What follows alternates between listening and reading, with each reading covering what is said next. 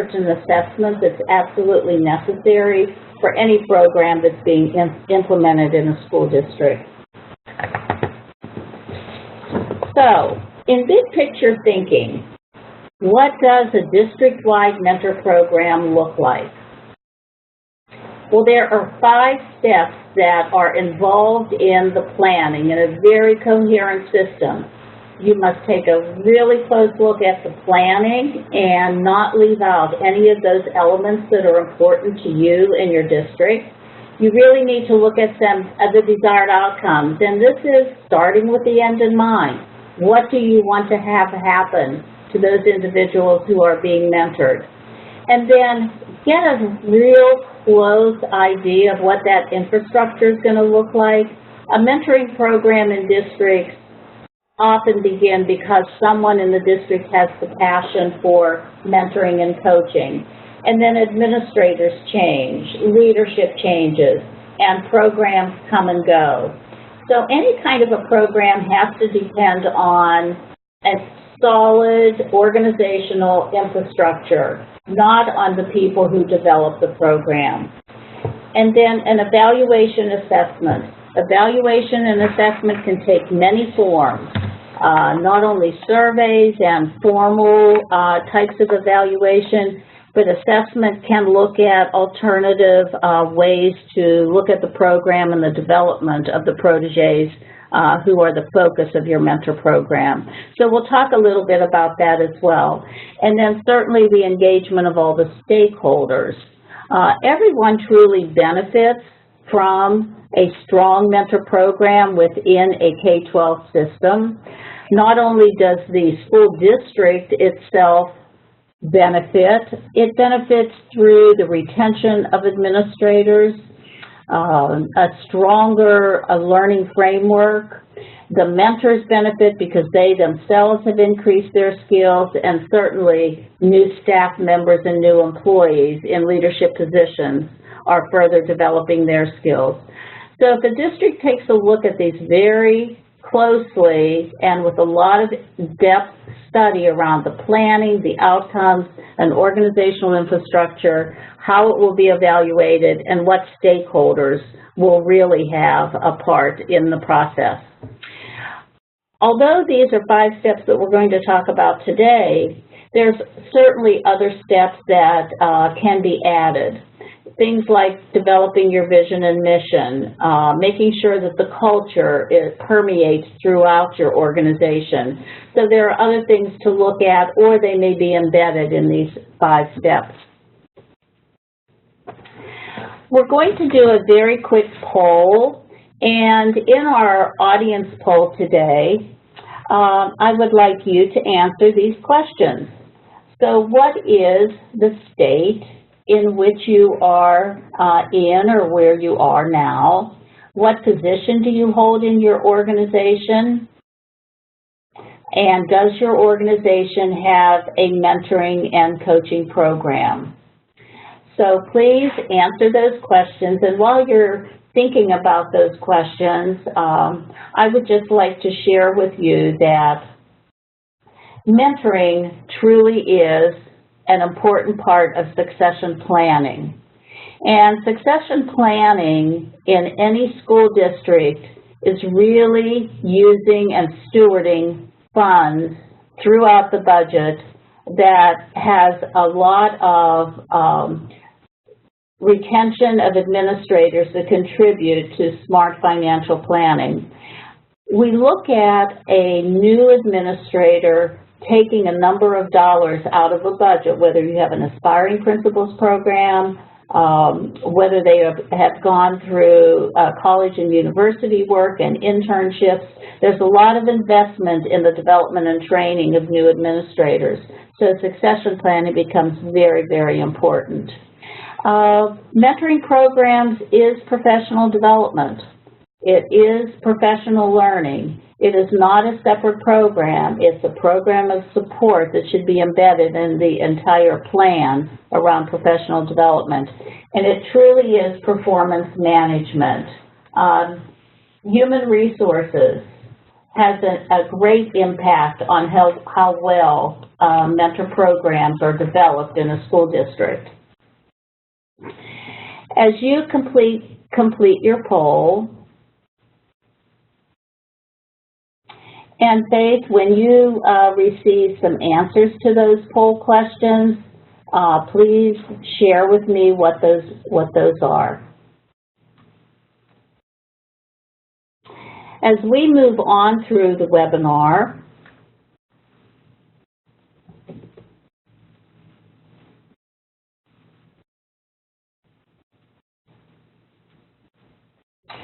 the step one, and we will move into the different steps. Step one is planning, assessing the impact of your program with alignment to district goals. So you begin with your strategic plan. Your impact contributes to the development of your organization. Your impact of your mentor program is something that really solidifies the need for it. If it's not contributing to the growth of your school district and to the leadership that is occurring from your administrators, then it is not worth the effort that is going into the development. So having a really good action plan about impact is the first step in starting to develop a stronger mentor program. Identifying the program impact within the framework of district vision of support for new principals. So how does that fit in? What tools and resources are needed? These are all components that have to go into that planning stage. If an action plan and an idea of what challenges might be occurring are very clearly designed, developed, and understood, then the success of a strong mentor program will occur. The quote that we often hear is plan the work and work the plan. So planning is absolutely critical to good development. So then let's look at the stakeholders and what roles they play in developing a program. And all of these program developers, principals themselves, curriculum specialists, all hold important pieces of the development success for a mentor program. If you look at principal supervisors, their contributions and what their roles and responsibilities are incredibly critical. In many districts, principal supervisors are the mentors, are the coaches. And looking at that through a different lens really defines a different role for that supervisor. When does he or she have their supervisor hat on, and when do they have their mentoring or coaching hat on? Mentoring is really defined through terms of building strong relationships, being able to trust and be responsible for the work. It depends on a level of confidentiality that occurs between the protege or new leader and the mentor. So the confidentiality aspect of the program is incredibly important, and principal supervisors hold a really strong stakeholder role in that. In many districts, principal supervisors and mentors really hold their work in confidential buckets. Certainly the team that is supporting any new administrator has to come together, but the relationship between a mentor and a protege is most effective when it is kept very confidential. Once a planning stage is completed and drafted, step 2 would then dig more deeply into your desired outcomes for the program. What areas are the work of the group important to the district? A theory of action is a way to develop those desired outcomes. And a theory of action really is defined by, if we do a certain action, then what will occur? And what do we need to make that action take place? So then you need to develop the policies, procedures, protocols that are used. One school district that I have worked with is create a theory of action that was identified around these terms. And their theory of action was defined around retention. They felt that it was really important to retain outstanding administrators in their district. They were seeing a rotating administrative group of principals, and principals were only being retained for 3, 4, 5 years, and then moving to other districts or moving to other positions or moving to another job. And in some cases, going back to classrooms. So this particular district felt that their mentor program theory of action really would be defined with an outcome of making sure that the succession plan retained administrators. They had written an action plan such as this. As Jones School District implements a new and inspiring school leader mentor program, then the current retention rate of school district administrators will increase by 5% in the first year, 10% in year 2, and 25% in year 3, or whatever figures they had determined. But the idea was now they knew very clearly what the outcome was going to be, what the metrics were around that outcome, and how they could evaluate and assess the program.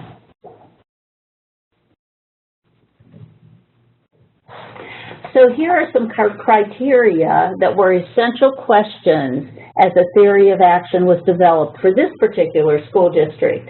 The first thing they looked at was to collect their data on how many administrative openings are expected in the first year, the second year, the third year. Get as tight a handle on how many openings that would be needed.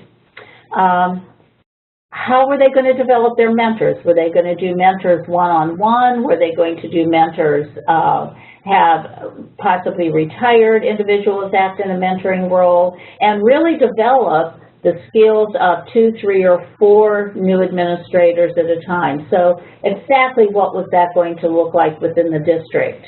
And then what is the pool of mentors? How do we know that these individuals that we are identifying as experienced principals or experienced administrators, how do we really know that they, in fact, will understand the skills necessary to become mentors? You can be an excellent principal and not necessarily be an excellent or effective mentor, and the reverse is also true. So the criteria and the pool of mentors have to be really defined as well. And how will they be trained and supported? If mentors are trained well and developed fully and supported throughout the process of their work with proteges, a much higher success rate, and it results from that. So that has to be really a critical part of the development of your action plan or your theory of action. And what protocols will be used? Will you have protocols that interview mentors, interview proteges before they are assigned a mentor? What protocols will be used to match the mentor and the protege together? What protocols are going to be used in terms of assessment or possibly job descriptions? Some districts have mentors and coaches, and each of those 2 roles and responsibilities are very clearly defined. And the literature in the field will tell you that mentors and coaches act in 2 different ways. The terms themselves are often overlapped and aligned with each other. Whatever it means for your district is how you would develop those roles and responsibilities. So again, what protocols will be used to help you define what your mentoring program would look like. So step 3 is developing the infrastructure. And there's some different areas of development within the infrastructure. Who's going to be the manager? What are going to be the roles of the HR department, central office staff, superintendent? If there's a really strong culture of mentoring within a school district, the superintendent leads that charge. The superintendent in district meetings recognizes the mentors, recognizes new principals, which are often welcomed by an entire district in large meetings. But the mentors, who are so critically important to developing those new administrators, are recognized and celebrated for their development, for their knowledge, for their experience, and for their giving back to the district. If there is a strong infrastructure of mentoring within a district or an organization, everyone has a mentor. Everyone has someone that they can trust, and that person is the mirror for them, who anticipates pitfalls that they may delve into in their early years in any position. So whatever the culture is developed is led by the superintendent, and that, in fact, will lead to a very strong infrastructure that will not depend on, again, one person who has a passion for mentoring programs, but really depends on the school district to understand the value and appreciate the value of mentoring and coaching support for new administrators. And what is the format for communications? Are the program successes celebrated in the district? In district communications to the public, are new administrators recognized as achieving areas as responsible by the actions of a mentor that has helped them? Is that relationship recognized? And what might be the challenges and roadblocks? Every school district has challenges and roadblocks that could diminish the success of a program. Understanding that from the beginning and making that a clear piece of the infrastructure and things to watch for is critically important. So each question, a compendium of facts about that should go into the development of the infrastructure are really important. There are also some other areas that are not listed there that are incredibly important. Those things might be, how are we going to use our time? How is mentoring time honored and encouraged? And central office and superintendents and HR departments really contribute to schedules that will honor the mentoring time. In one school district I work with, each month there is a new principal meeting, and they have about 25 new principals and probably as many aspiring principals who all get mentors their first year, and many of them the second year. But in this district, there is a new principal meeting once a month, and it's scheduled on contracts. The once-a-month meeting, the mentors are required to attend as well.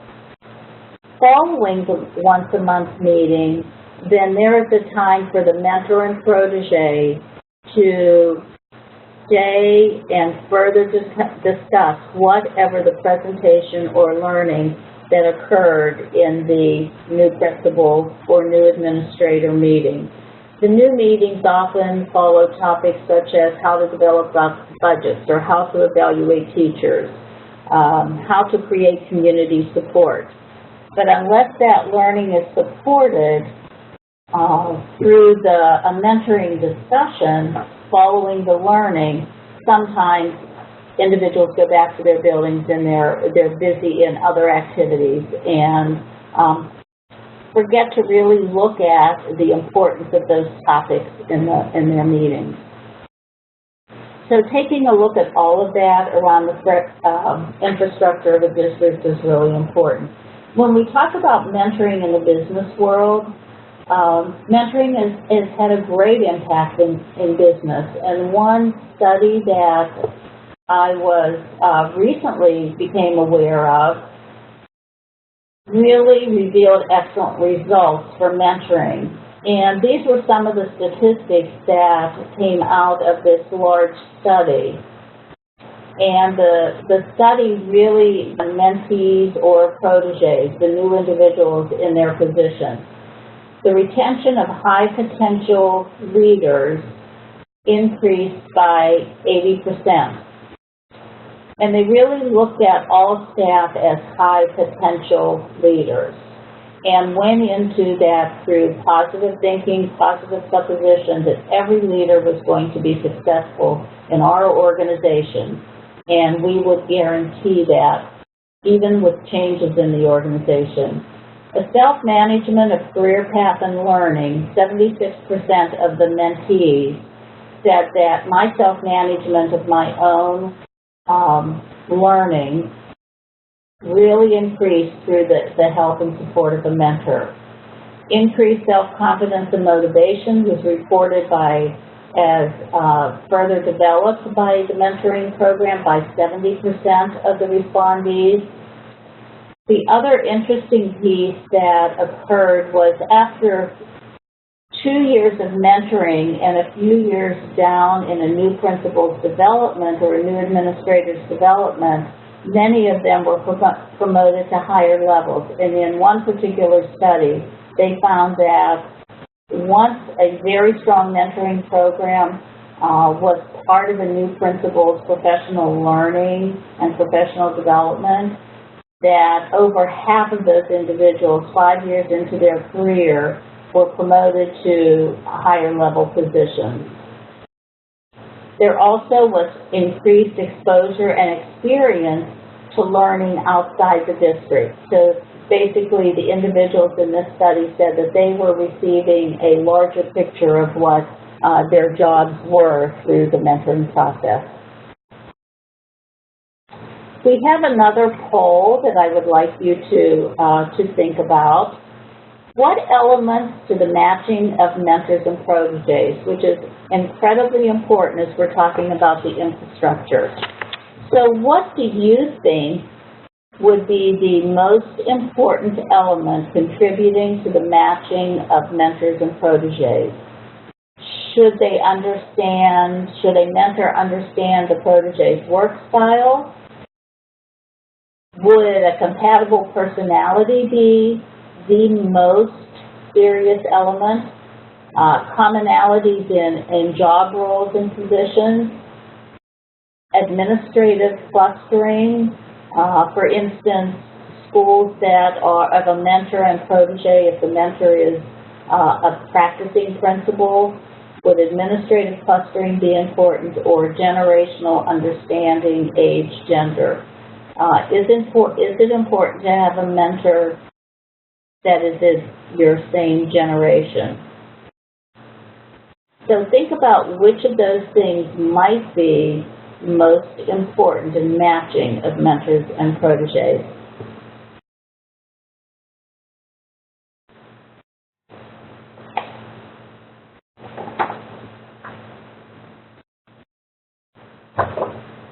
As you answer that, we're going to talk a little bit about evaluation and program assessment.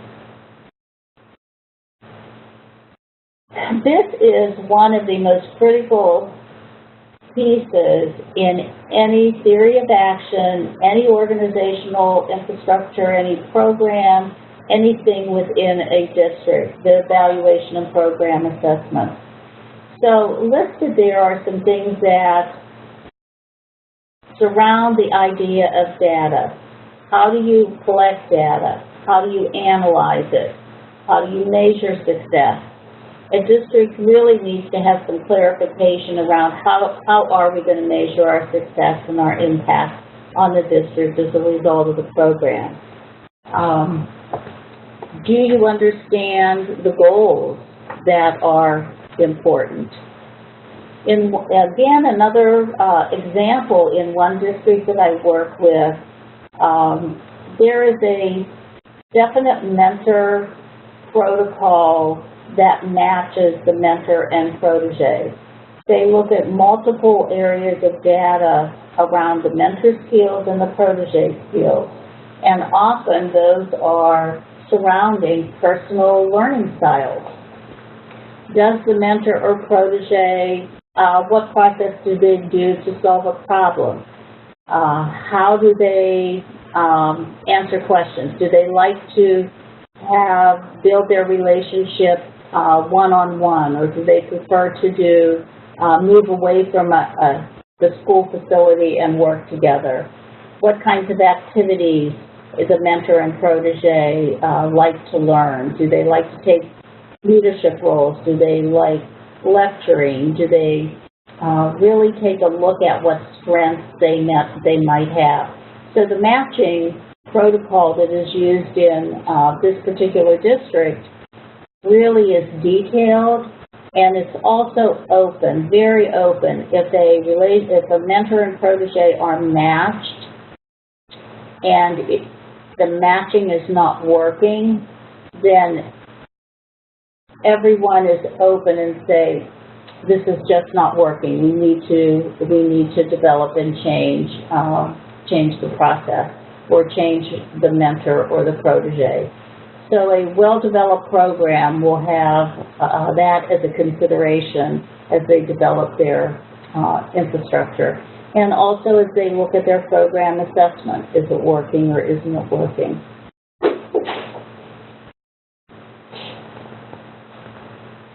So engaging the stakeholders, and again, those stakeholders are going to be the central office administrators, they're going to be the superintendent, sometimes community members.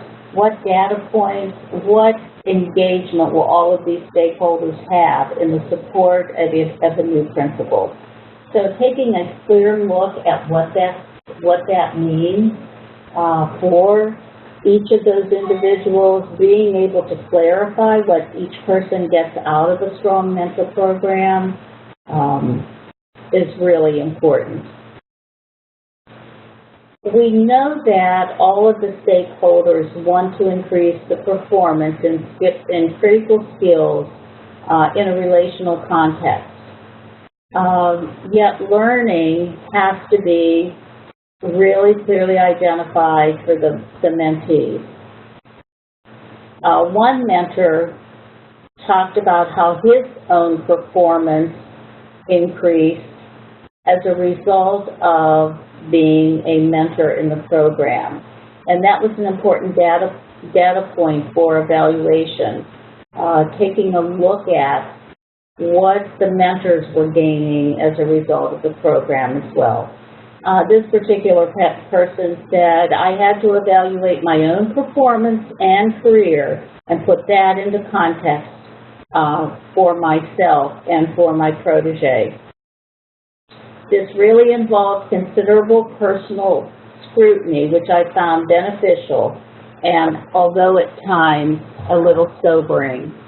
So looking at the stakeholders being the mentors, being part of that, is really clearly important. So here are some things to look at as you develop your infrastructure. Looking at surveys, looking at management and communications, looking at how you match the mentors and proteges.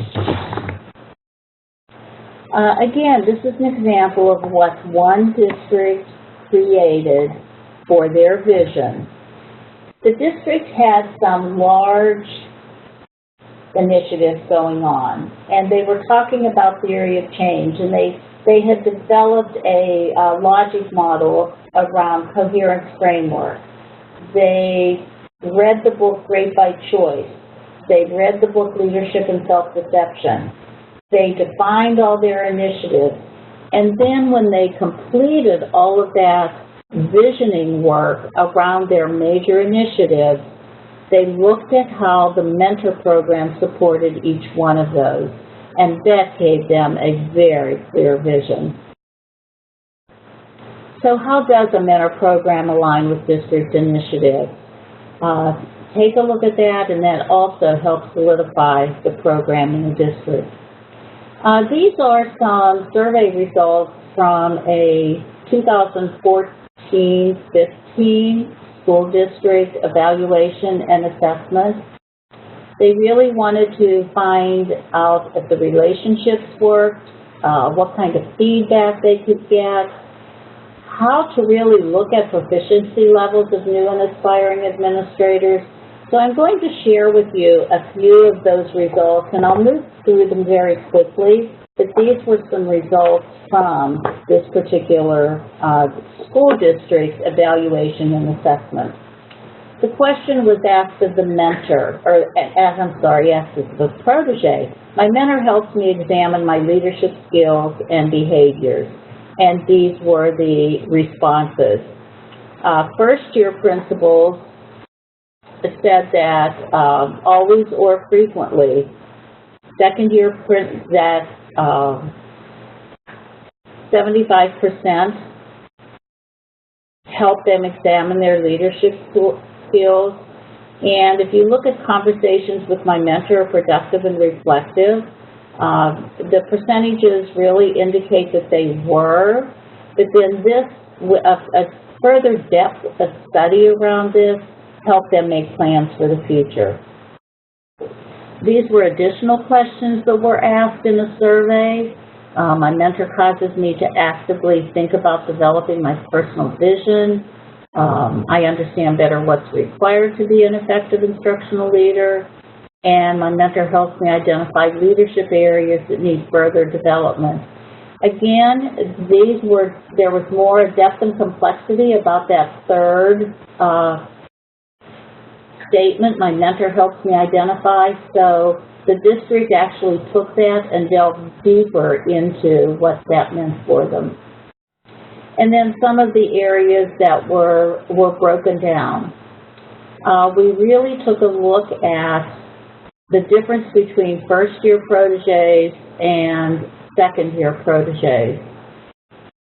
And when we looked at things like setting goals and managing conflict, problem solving, it's clearly in some areas a second-year principal or a second-year protege school leader looks at some areas and are able to delve into it a little more deeply. So this was some of the data that the district had, in fact, collected.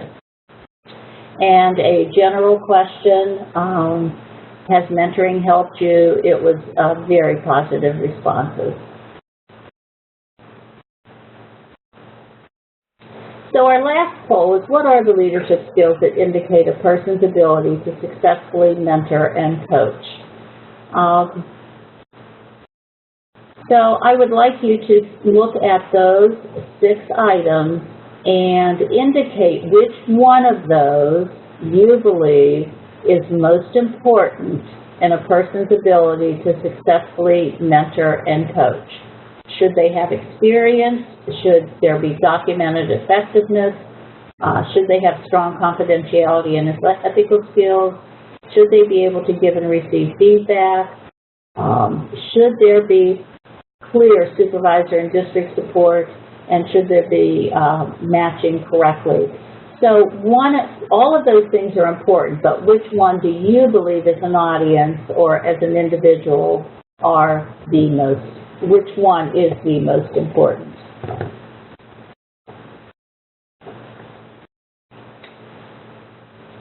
We're going to move into some questions and answers as we complete the webinar today. These are the things that we started out talking about, that we were really going to look at program development, a district framework and infrastructure around the administrator development, and some of the research, evaluation, and assessment. And I hope that you feel as a participant that this caused you to really take a look more closely at some of those things. So with that, Faith, I know that you have some information that you might have wanted to share in terms of questions or results from those polls. So would you please go ahead and share any questions that there might have come through? All right, so first, just a quick apology. Our polling system wasn't working, so we had to move to chat, but thank you guys for being an adaptive audience and working with us. So for poll number 2, we got some results that said commonalities, compatible personalities, and qualitative data. For poll number 3, we got evidence as a result, and we also got some results that showed confidentiality and ethical skills. Now, one of the questions that I've received is, can you have a mentoring program without funding? Oh, great question. Before I get into that, though, I want to say that the confidentiality and ethical skills in that third poll about which of those things would probably be the most important, that really is the most important item that comes back on all of our research and assessment. That trust level, that relationship building is paramount to any mentor program. It has to be honored by the school district, honored by the individuals in the program. So I'm glad to see that our audience is looking at that as one of the most critical skills, although they were certainly all important. So, can a mentor program be developed without funding? Yes, it can. And there are districts that have very limited funding that have put in protocols, and actually it can be done without formal training. Some districts will, by formal training I mean professional development for the new administrators. Some districts have matched, and most districts do match new principals with experienced principals. But they're very loose about it and don't have protocols in place and don't honor that relationship and give it the time that is needed. If those things occur, then it can be done very effectively without any formal funding. Understanding that a practicing principal is already a very, very busy person. But yes, it can be done with the passion, with the commitment of the district, with the support of central office and the honoring and celebrating the work that is resulting from the mentoring program. Without funding, it can be done. Great. We just got another question. Which of the items do you believe is important? I think the most important pieces of developing a mentor program is training of the mentors, obviously. It's not principal skills. A mentor has to be trained very high-quality training around questioning, types of questions, core essentials of questioning, to probe and allow a protege to develop their own decision-making skills. Not to tell them what to do, but you have to be really steeped in questioning and listening and feedback skills. So I would say that would be the most critical for any mentor to demonstrate. Great. We have another question. Can the our other question is, how many years is a mentor committed? Basically, you talked about first-year mentees and second-year mentees. How long is a mentor committed?